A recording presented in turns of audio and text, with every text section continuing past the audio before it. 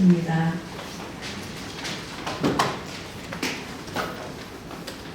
사랑이 풍성하신 하나님 아버지, 참으로 감사와 찬양과 영광을 올려드립니다.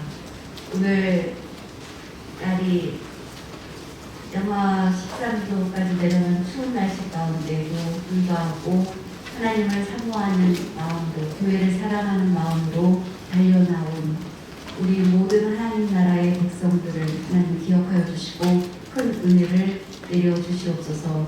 이 시간 하나님을 사랑하는 마음을 다하여서 주님 주시는 말씀을 듣고 뜨거운 은혜를 받는 시간 되게 하여 주시옵소서.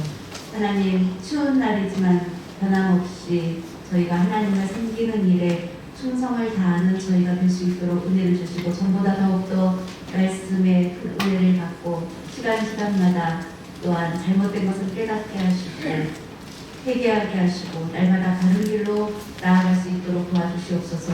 주님을 의지함으로 세상을 이길 수 있는 담대함도 허락하여 주시옵소서. 부족한 저와 함께하여 주셔서 전하는 말씀을 통하여서 우리 모든 성도들이 큰 은혜 받는 시간 되게 하여 주실 줄 믿고 감사드리며 모든 말씀 예수님의 이름으로 기도드립니다. 아멘.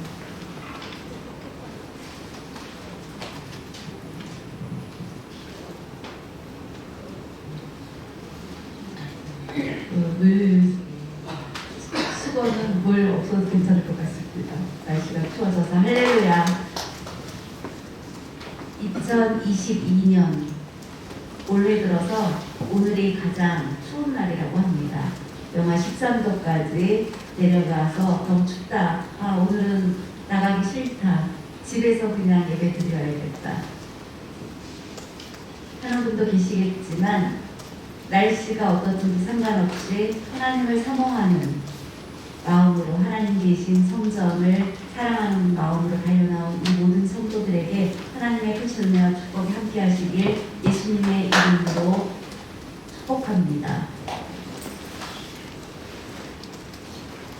이제 다음 주일이면 예수님이 탄생하신 성탄절입니다. 일주일 남았습니다. 시간이 정말 빠르게 지나간 것 같습니다. 예수님이 태어나신 성탄을 그냥 맞는 절기로 다음 주에 이제 성탄이 지나는 끝이지 그런 것이 아니라 계속해서 주님을 사모하고 앞으로 세상 끝날까지 또 주님은 재림하신다고 하셨습니다. 그 재림을 사모하는 마음으로 날마다 믿음 생활에 열심을 다하는 저와 여러분이 되시기 바랍니다. 미국의 선교사인 호퍼드 하기언,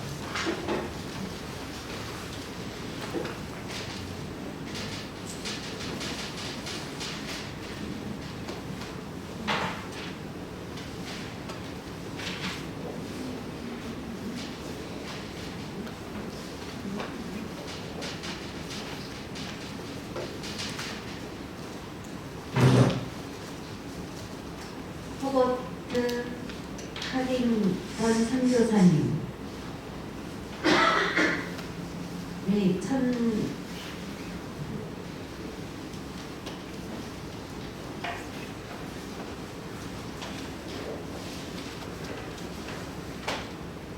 1974년까지 약 25년 동안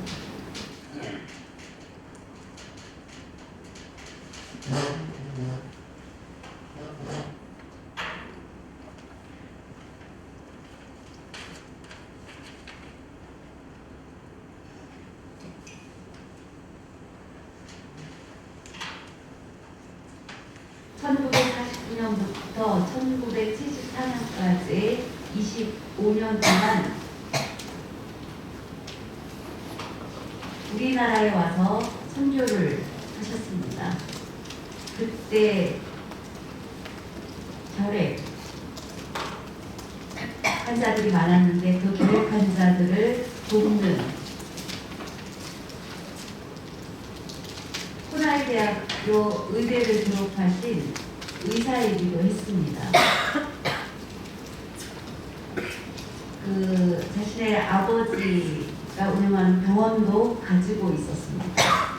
병원을 이제 운영하면서 그 병원을 아들인 카링턴에게 물려주려고 아버지는 그렇게 준비했습니다.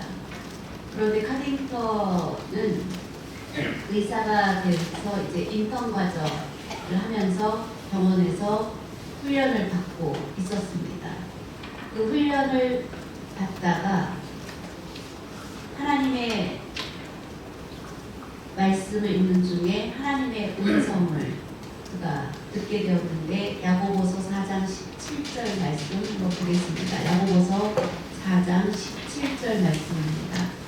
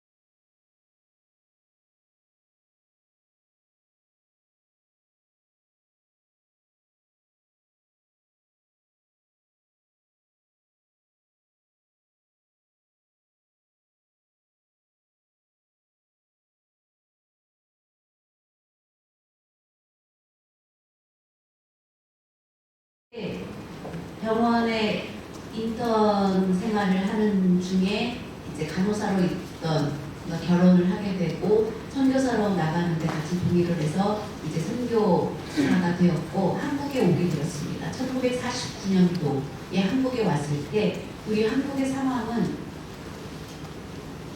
이제 굉장히 어려울 때였고 그 1년 후가 6.25 전쟁이 일어났을 때였습니다. 그렇지만 변함없이 한국에 있으면서 폐결핵 환자들이 그 당시에 굉장히 많이 있었는데 근데 이분은 병원에서 인턴 경험을 했기 때문에 이제 치료를 해주고 도와주고 하면서 그때 치료를 받은 폐결핵 환자들이 많이 치료를 받고 낫게 되었다고 합니다. 그래서 주변에서 이제 그 당시에 카딩턴 선교사가 이제 모든 병을 치유했다라고 사람들 사이에 소문이 퍼질 정도로 사람들로부터 칭찬을 받았고 또 가난한 자들의 친구가 되어 주었고 고아의 아버지가 되어 주기 위해서 힘썼습니다. 그런 일을 하다가 1974년도에 우리나라 경제가 많이 좋아지고 환자들도 많이 줄어들게 되면서 그 다음에 이곳은 어느 정도 된 것 같은데 대한민국보다 더 어려운 데 가야 되겠다. 그래서 방글라데시로 다시 옮겨가게 되었습니다. 방글라데시에서 열심히 한국에서 했던 것과 똑같은 방법으로 열심히 25년 동안 그렇게 선교를 하고 2003년도에 그는 세상을 떠나게 되었습니다. 많은 사람들이 말하기를 위기 상황 가운데 있는 한국에 와서 결핵 환자들을 도와주고 고아들을 도와주고 어떻게 그런 일들을 하게 되었느냐고 그에게 물어봤습니다. 그의 대답은 사랑하면 할 수 있지 않습니까? 라고 이야기했다고 합니다. 사랑하는데 할 수 없습니까? 사랑하면 할 수 있습니다. 이분의 그 일생의 내용을 보면서 죄로 인해서 죄인된 우리들, 영원한 지옥에 가게 될 우리들, 그 죄의 문제를 해결해 줄 사람이 아무도 없었는데 아담의 죄를 범함으로 인해서 하나님을 완전히 떠나게 되었고 그 순간부터 죄와 저주 가운데 살아야 됐던 우리 인간이었습니다. 죄로 인해서 그 죄의 문제를 해결하지 못해서 어려운 가운데 있는 우리들을 배려해서 하나님께서 양의 피를 흘려서 제사를 드릴 수 있도록 그렇게 은혜를 주셨는데 그것을 가지고 죄의 문제를 완전히 해결하고 하나님과 화평을 누릴 수는 없었습니다. 양을 잡아서 그 피를 흘림으로 내 죄를 대신 사함받는 제사를 드렸지만 몸 안에 있는 우리 가운데 있는 원죄는 해결을 받지 못했습니다. 죄를 범함으로 모든 사람들, 사탄과 함께 지옥에 가야 될 그런 저희들이었습니다.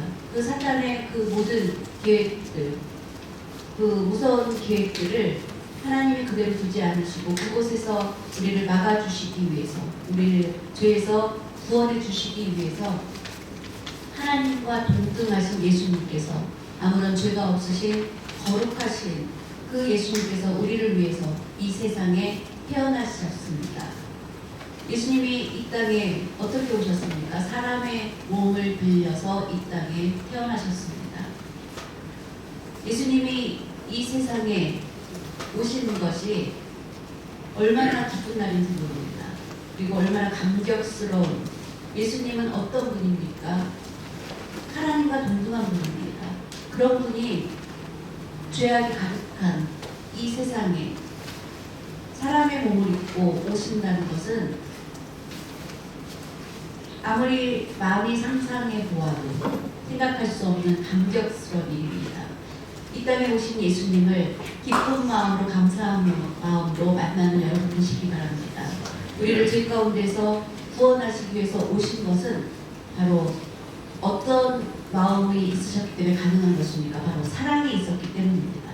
사랑이 없었다면 이 땅에 오시기 어려웠을 것입니다. 죄인들을 너무나 사랑하셨기 때문에 예수님은 이 땅에 오신 것입니다. 성경에 보면 요한복음 3장 16절, 하나님이 세상을 이처럼 사랑하시기 때문에 독생된 자 바로 예수 그리스도를 이 땅에 보내주신 것입니다. 그 예수님을 믿는 자마다 멸망하지 않고 영생을 얻게 하려 하심이라. 바로 최고의 말씀인 것이고 축복의 말씀인 것입니다. 그 말씀이 우리에게 얼마나 감사한 말씀인지 모릅니다. 그 예수님께 우리는 감사해야 됩니다. 요즘 예수님이 태어나신 성탄에 대한 그 의미를 점점 줄게 하는 그런 경향이 있습니다. 성탄이 특별한 의미가 없다. 우리보다 그 가톨릭은 그렇게 큰 의미, 예수님이 탄생하신 것에 대해서 우리만큼 큰 의미를 가지고 있지는 않습니다. 그렇지만 기독교, 하나님의 말씀이 이 땅에 있게 되면서 그 계속해서 이제 성탄에 대한 저희들이 지키고, 또 우리 루터가 종교개혁을 하고 나서 기독교에서는 바로 그 예수님이 오셨기 때문에 우리가 구원함을 얻었다라는 기독교의 그 정신에 따라서 성탄은 정말 우리에게 얼마나 중요한 절기인지를 깨달아야 됩니다. 크리스마스라고 우리가 그렇게 말하는데, 크리스는 바로 무엇입니까? 그리스도, 바로 예수님을 말하는 것입니다. 마스는 이제 카톨릭, 천주교에서는 미사를 말하지만 우리 기독교에서는 예배를 말하는 것입니다. 그래서 우리 기독교는 철저하게 그것들에 대해서 분명하게 지켜야 합니다. 예수님이 태어나신 것에 대해서 항상, 그래서 우리는 감사한 마음을 갖고 나아가야 됩니다.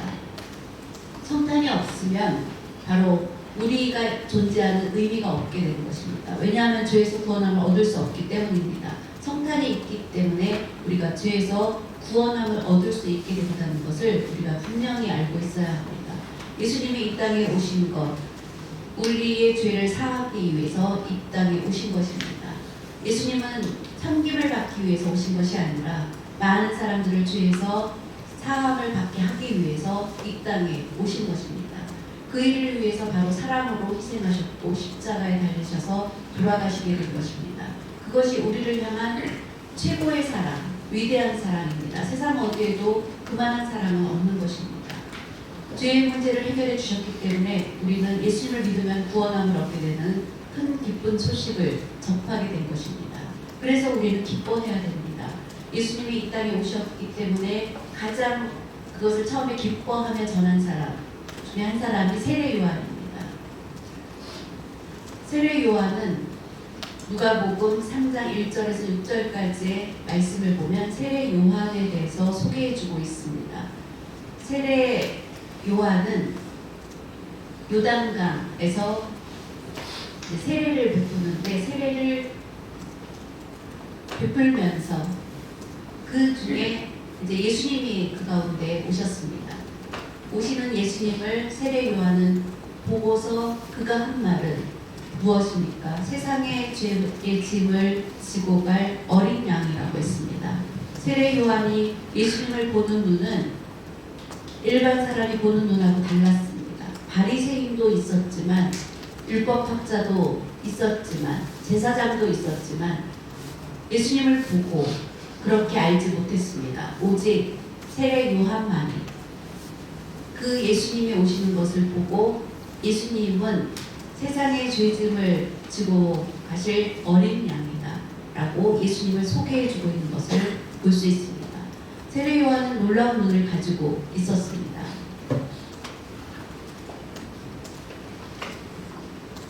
예수님이 오신 것을 보면서 그는 기뻐하며 주의 길을 예비하라. 예수님이 오신 그 길을 곱게 하라. 바르게 하라. 라고 그렇게 세례 요한은 이야기했습니다. 이 말씀을 생각해 보면 주의 길을 예비하라 라는 것은 무엇입니까? 주의 길을 예비하라 라고 말씀에 기록하고 있는데, 그러면 주의 길을 예비하라는 그 말씀을 하시기 전에 세례 요한이 한 말은 무엇입니까? 그가 처음으로 전한 복음, 바로 회개하라. 천국이 가까이 왔느니라. 한번 다 같이 보겠습니다.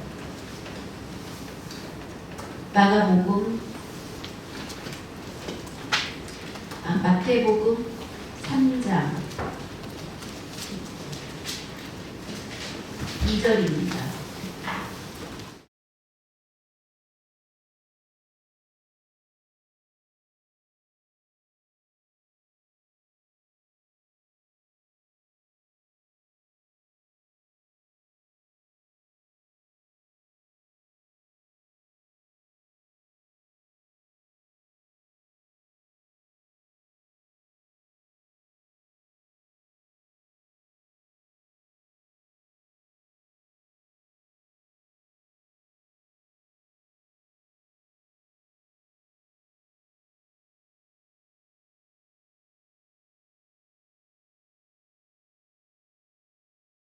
세례를 받으시고 예수님께서도 세례 받으시고 복음을 전하셨을 때 마가복음 1장 17절 한번 보겠습니다. 마가복음 1장 17절입니다.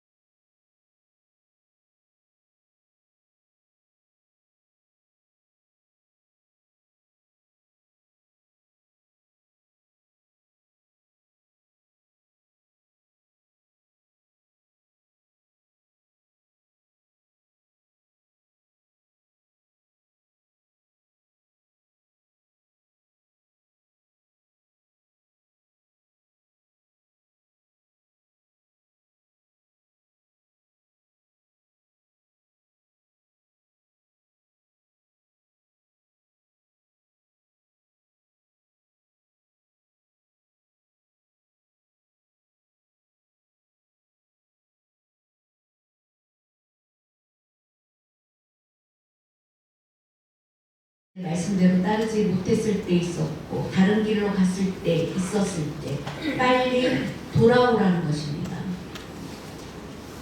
만약에 하나님을 떠나면 바로 또 죄를 범하기 때문입니다. 말씀을 떠나면 그 다음에 가는 길이 어디입니까? 죄의 길입니다. 타락의 길이고 쾌락의 길이라는 것입니다. 그 길로 나아갔을 때 사람은 죄를 지을 수밖에 없다는 것입니다. 예수님을 믿고 구원함을 얻은 자임에도 불구하고 하나님을 떠나서 다른 길로 가고 있다면 빨리 돌아오라는 말씀입니다. 우리는 하나님이 주시는 말씀을 믿어야 하는데, 그리고 세상은 나쁘구나, 저 길은 나쁘구나 하고 빨리 믿어야 되는데 그것을 빨리 믿지 못하는 게 우리 인간이라는 것입니다. 그래서 말씀을 빨리 따르지 않고 나아가지 않으면 죄를 범하게 된다는 것입니다. 2022년 1월부터 올 12월까지 우리는 강단에서 증거되는, 여러 곳에서 증거되는 수없이 많은 말씀들을 들었습니다. 그런데 그 많은 말씀을 들었는데도 불구하고 하나님이 원하는 길로, 하나님 중심으로 오지 않고 내 중심에 빠져 있다면 자연히 사람은 죄를 범하게 됩니다. 왜 그렇습니까? 우리 사람은 근본적으로 죄의 본성을 가지고 있기 때문입니다. 죄의 본성을 우리는 가지고 있기 때문에 죄의 길로 가면 자연히 죄를 범하게 됩니다. 하나님 말씀을 떠나면 자연히 죄의 길로 가게 되고, 그러면 죄를 범하게 되는 것입니다. 그래서 말씀을 들었을 때 빨리 깨닫고 돌아오는 것이 중요한 것입니다. 그런 점에서 회개가 중요하다는 것입니다. 예수님이 세례를 받으시고 나서 말씀하신 것, 천국이 가까워 왔으니, 하나님의 나라가 가까이 왔으니 회개하라, 그리고 복음을 믿으라 라고 말씀하고 있습니다. 회개하고 그 다음에 해야 될 일이 무엇입니까? 바로 예수님을 믿는 것, 복음을 믿는 것. 그럴 때 온전한 죄사함의 기쁨을 누릴 수 있는 것입니다.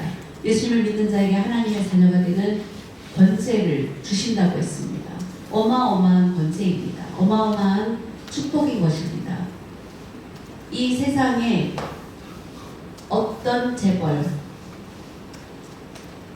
그런 재벌들을 보면 그 재벌의 가정에서 태어난 자녀들의 누릴 수 있는 권한은 굉장히 큰 것을 보게 됩니다. 영화나 드라마 같은 것에서 봐도 그렇지만, 또 제 아는 후배 중에 엄청난 부자 집에 태어난 후배가 있습니다. 늘 비행기를 타고 많은 곳을 다니고 많은 회원권을 가지고 있고 부족한 것이 없이 하고 싶은 대로 하는 것을 보게 됩니다. 그가 가지고 있는 부유한 집에서 태어난 그가 누릴 수 있는 권한도 굉장히 많은 것을 보면서 놀라게 되는데, 그래서 주변에서 부러워하는 것을 보게 되는데, 더군다나 하나님의 자녀가 된 권세, 그것과 비교할 수 없습니다. 하나님의 입장에서 보면 그것은 아무것도 아닌 것입니다. 어떤 부의 권세, 그런 가정에서 태어났다 해도 그것이 영원합니까? 그렇지 않습니다. 이건희 회장의 그 삼성과는 말할 수 없는 큰 부자입니다. 그런데 그 사람도 육체에 한계가 있고 질병으로 누워있으면 어떤 많은 돈을 가지고 있어도, 좋은 병원에서 오래 있어도 아무것도 아닌 것을 보게 됩니다. 결국은 세상을 떠나게 되는 것입니다. 세상에 있는 부는 영원하지 않다는 것을 우리는 기억해야 됩니다. 어떤 부를 가지고 있는 사람, 그 부로 인해서 누릴 수 있는 많은 권한이 있지만 죽으면 다 끝난다는 것입니다. 그런데 예수님을 믿는 자에게는 어떻습니까? 하나님의 자녀가 되는 권세를 주신다고 했습니다. 그것은 세상 것과 비교할 수 없는 영광스러운 신분인 것입니다. 영광스러운 신분을 얻은 우리는 기뻐해야 됩니다. 그리고 그것을 기억해야 됩니다. 우리 지금 월드컵을 하고 있는 카타르는 굉장히 부유한 국가입니다. 그곳에서 아이가 태어나면 그 나라에 와서 아기를 낳으면 5천만 원을 주고, 또 카타르 국민은 그 자기 본국에서 아이를 하나 낳으면 1억을 주는, 정말로 많은 사람들이 부러워할 만한 부유한 국가입니다. 그렇지만 여러분 거기 살고 싶습니까? 늘 온도가 40도 이상이고 날씨가 좋지 않고 여러 가지 환경이 좋지 않습니다. 그런 것들도 아무것도 아니라는 것을 보게 됩니다. 그리고 그 땅에서 누리는 것, 세상에서 누리는 것은 영원한 것이 없습니다. 결국은 사라지는 것입니다. 그런데 하나님 나라의 자녀가 되는 권세는 영원한 것입니다. 바로 영원한 축복인 것입니다. 예수 그리스도를 믿고 구원함을 얻고 죄사함을 얻은 자는 바로 그런 축복을 받는 것입니다. 우리가 회개하고 예수님을 믿는 길로 나아갈 때 하나님의 자녀가 되는 그런 놀라운 축복, 그것보다 더 좋은 축복이 어디 있습니까? 그것을 꼭 믿으시기 바랍니다. 예수님이 십자가에 달리셔서 죽으시고 사흘 만에 부활하셨습니다. 죽으심에서 끝난 것이 아닙니다. 사흘 후에 부활하셨습니다. 세계사적인 일입니다. 전 세계가 인정하는 일입니다. 한때는 부활은 꿈인 얘기다라고 말했지만 지금은 어떻습니까? 전 세계가 예수 그리스도의 부활을 인정하고 있습니다.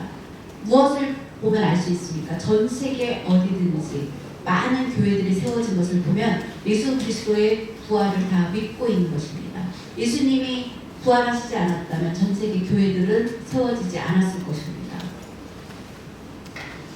기독교로 인해서 세계는 축복을 받게 되었고 우리 대한민국도 그렇고 전 세계 어디를 가도 그렇습니다. 가장 특별히 소수 집단에서 확인할 수 있는 것은 바로 노마인 사회를 보면 알 수 있습니다. 유럽이라고 처음부터 노마인에게 관심이 있었던 것은 아닙니다. 루터를 통해서 노마인에게 첫 관심이 크게 시작되었고 그 노마인에게 또 어떻게 하면 구원함을 얻을 수 있을까? 노마인에게도 복음을 전하면 구원함을 얻을 수 있다라고 생각했습니다. 그 전에는 어땠습니까? 노마인은 동물과 같다라고 생각했습니다. 여러분 보십시오. 동물이 말하는 거 봤습니까? 말 못하죠. 사자가 어흥하고 표현은 있지만 무슨 말을 합니까?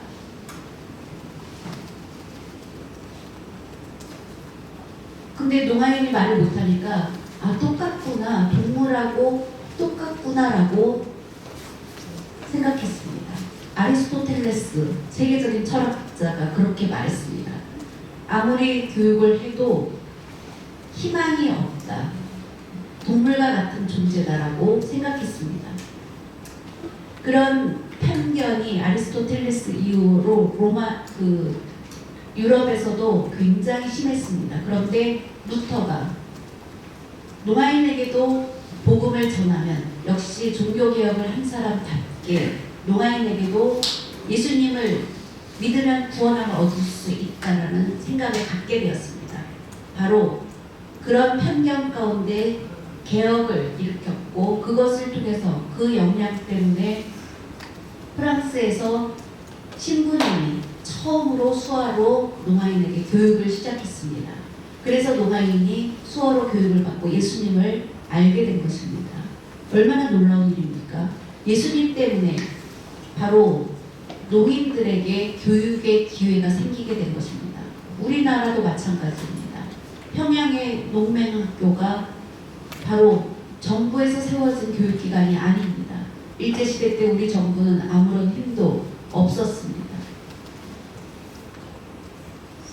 홀 선교사님이 이 땅에 와서 맹인들을 위해서 점자로 교육을 하게 되었고 농인들을 위해서 수어로 교육을 하게 되었습니다. 한 학교 안에 농인부와 맹인부가 있었습니다. 전국의 농학교가 다 기독교 정신에 따라서 세워진 것입니다. 그걸 우리가 분명히 알고 있어야 합니다. 예수님 때문에 우리에게 교육의 기회가 생기게 된 것입니다.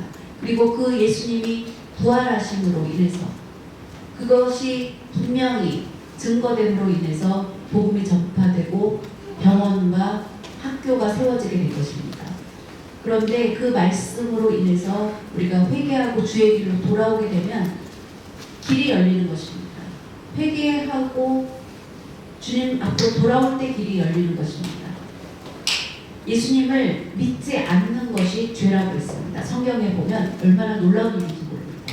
그래서 빨리 예수님을 믿으시기 바랍니다. 예수님을 믿지 않는 것이 죄입니다. 다음에요. 이제 나이 조금 더 들면 믿을게요. 아닙니다. 제가 아는 선배가 있습니다. 영락 농아인 교회가 세워지기 전에 원래 영락교회 안에 농아부였습니다.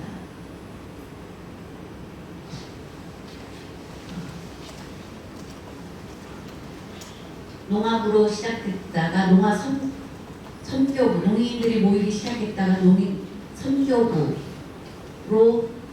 바꿔지고 나서 이제 교육을 했는데 그곳에서 이제 신앙생활을 했습니다. 굉장히 똑똑한 그런 선배입니다. 그런데 20살이 넘어서 세상의 재미에 빠지게 되었습니다. 그러면서 이제 교회를 완전히 떠났습니다. 술 마시고 그리고 모든 좋지 않은 나쁜 길로 가게 되었습니다.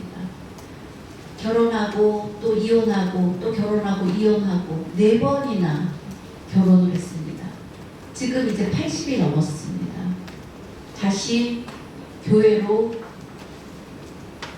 돌아가야 되겠다. 왜냐하면 어렸을 때 교회 다니면서 말씀을 들었던 기억이 있습니다.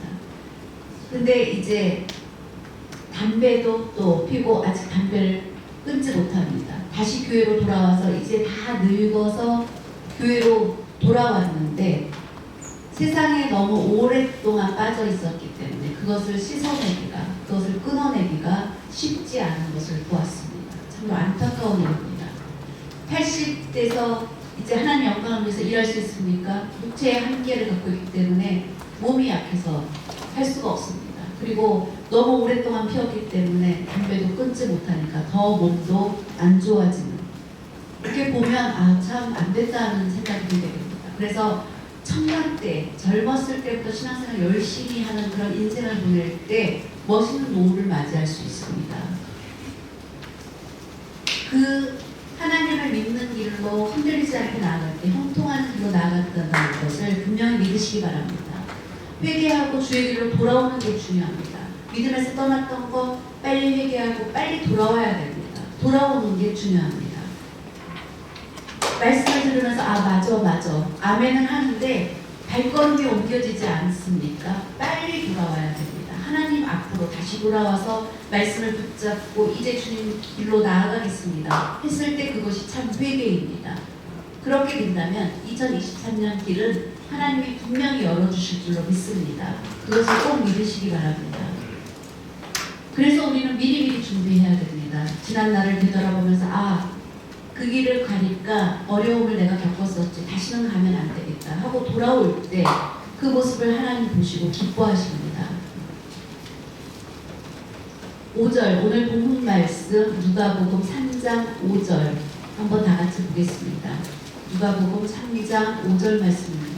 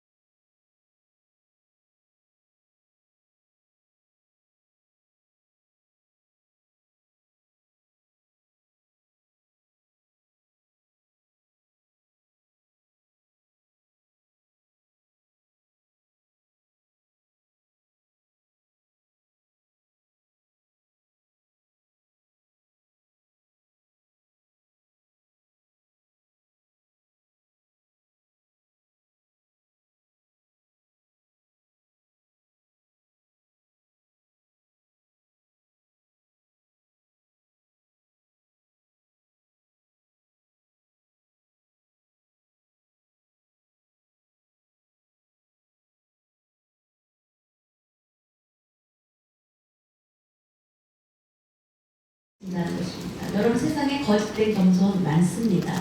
겉으로 겸손하게 막 웃고 고개를 숙이고 하지만 행동은 그렇지 않은 것을 보게 됩니다.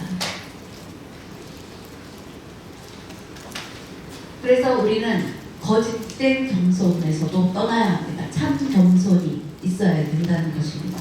그리고 교만함. 주님이 말씀을 주실 때 네, 알겠습니다. 순종하고 나와야 됩니다. 그것을 불순종하는 것도 교만이라고 했습니다. 하나님이 가라 하셨을 때 아니요, 잠깐만요. 예를 들면 이제 군대를 갔던 남자분들은 특히 이해가 빠르다고 하는데, 군대 가면 어떻습니까? 상사가 명령을 내리면 어떻게 한다고 합니까? 바로 순종합니다. 그리고 경례할 때 어떻게 합니까? 충성.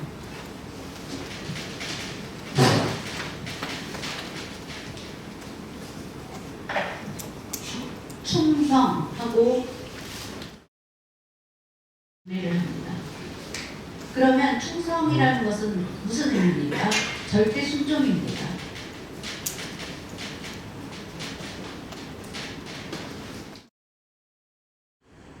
절대 복종인 것입니다. 절대, 우리가 수화로 이렇게 하는데 그 의미보다 절대로, 수화로 두 가지로 할 수 있는데, 절대 순종 이렇게 수화로 표현하면 수화 이상하지 않습니까? 절대 순종, 완전한 순종 이렇게 수화로 표현할 때 그 의미가 온전히 전달되는 것입니다. 100% 아니면 100% 순종, 이것이 의미가 정확하게 전달되는 것입니다. 명령을 하면 지켜야 됩니다. 옛날에는 거역하면, 전쟁터에서는 거역하면 바로 죽음입니다.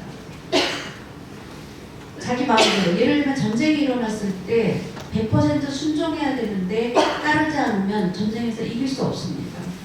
죽게 되는 것입니다. 군 훈련 할 때도 뛰라고 그러면 뛰어야 되고, 자양자, 우야무 하면 그대로 따라서 움직여야 똑같이 움직일 수 있지, 한 사람이 흩어지면, 한 사람이 만약에 잘못하면 똑같이 훈련받을 때 벌을 받습니다. 기합을 받습니다. 그런데 그것보다도, 군대보다도 더 지극히 높으신 천지 만물을 주관하시는 전능하신 하나님께서, 모든 축복과 화를 주관하시는 그 하나님께서 한번 명하시면 우리는 어떻게 해야 됩니까? 반 순종, 반 복종, 있을 수 없는 일입니다. 반은 하나님 뜻대로, 반은 내 생각대로 있을 수 없는 일입니다. 아담은 하나님께서 선악과를 먹지 말라고 명하셨습니다. 처음에 순종했습니다. 그런데 성경에 보면 이제 아담이 하와에게 그렇게 전했는데 하와는 어떻게 했습니까? 알면서도 중앙에 있는 그 선악과를 보면서 늘 보고 부러워했습니다. 바로 유혹을 받은 것입니다. 그럴 때 빨리 하나님의 말씀을 생각했어야 되는데, 그것보다 눈에 보이는 그 유혹에 넘어가게 된 것입니다.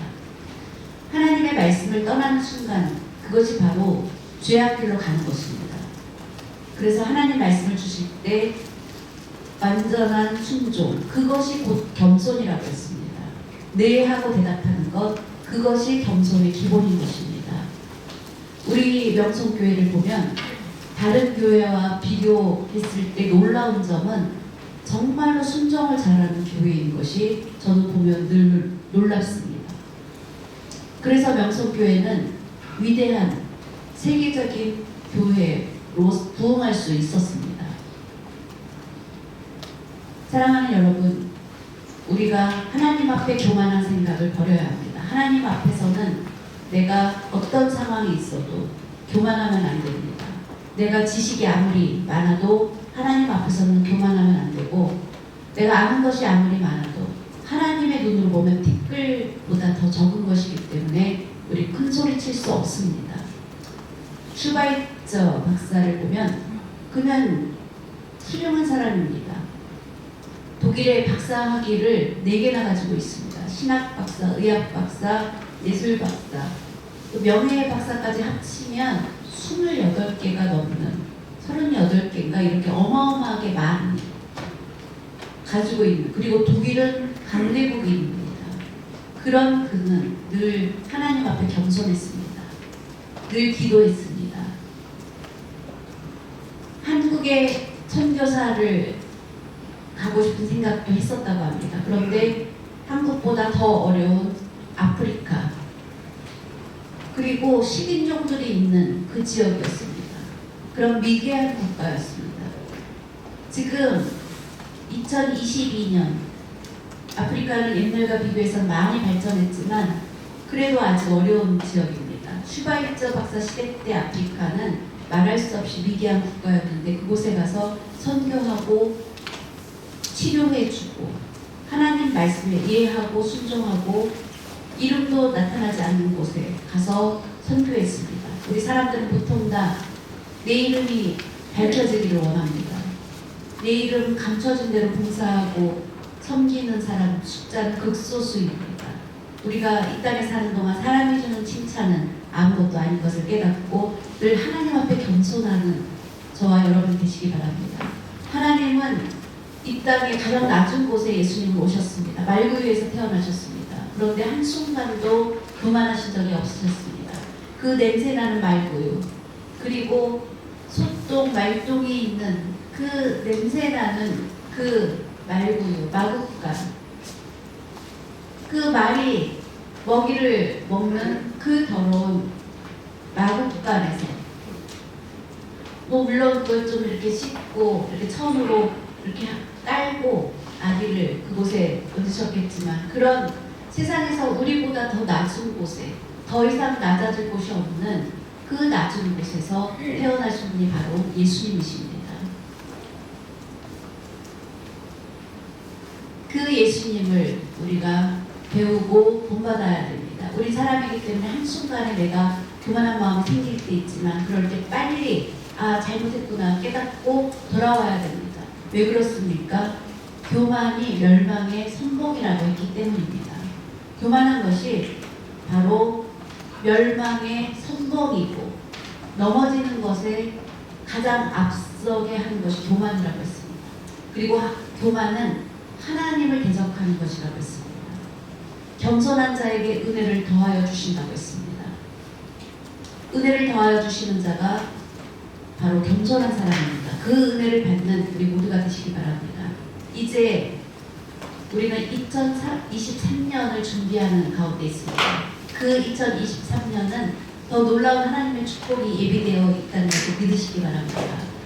지금 많이 어렵다라고 말하지만 하나님은 뭐라고 말씀하십니까? 회개하고 하나님의 길로 돌아오는 자에게 길을 열어주신다고 했습니다.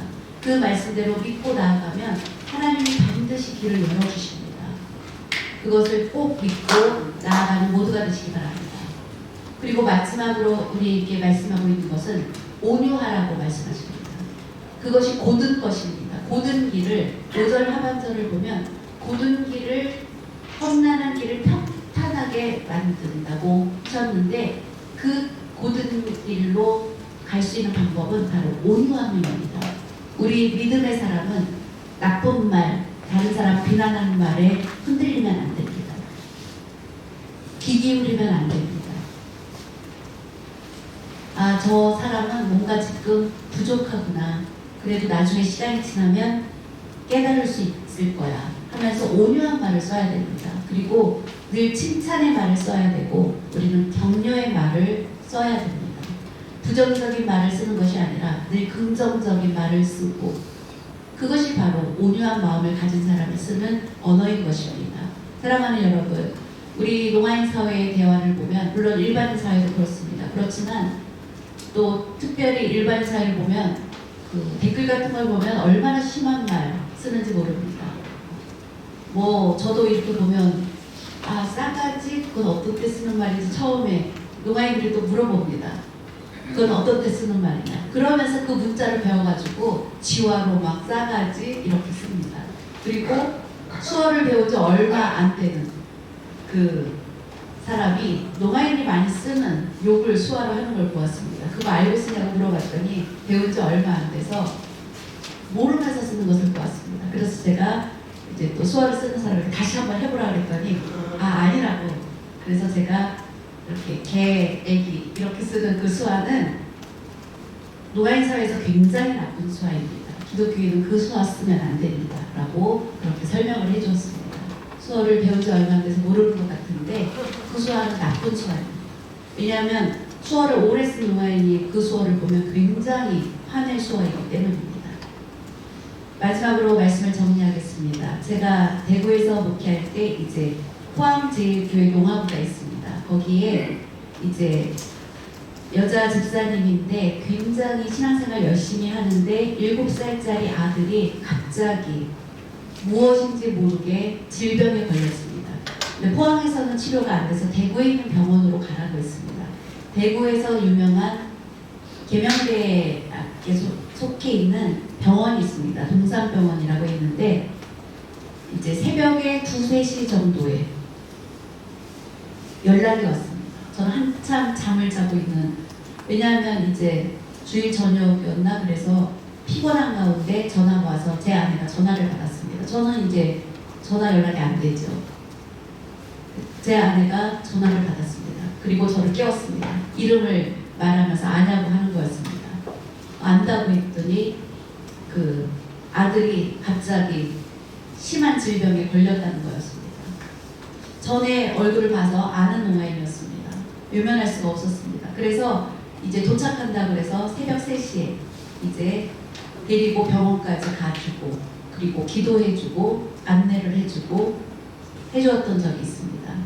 그리고 대구에 우리 교회 다니는 노가인이 자전거를 타고 가다가 버스에 치였습니다. 바로 뇌진탕에 걸려서 의식을 잃었습니다.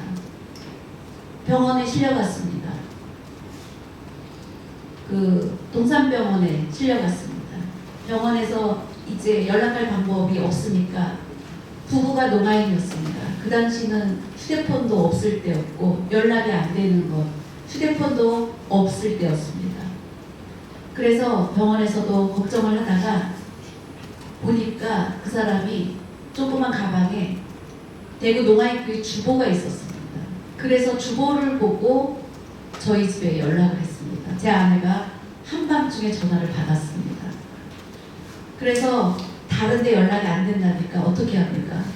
그 당시 저희 애가 아직 어렸을 때였는데 3살 때였는데 걔를 데리고 갈 수가 없어서 하나님 밤새도록 깨지 않게 해주세요 하고 두고 병원에 갔습니다. 보살펴줄 사람도 없었습니다. 의식을 잃었습니다.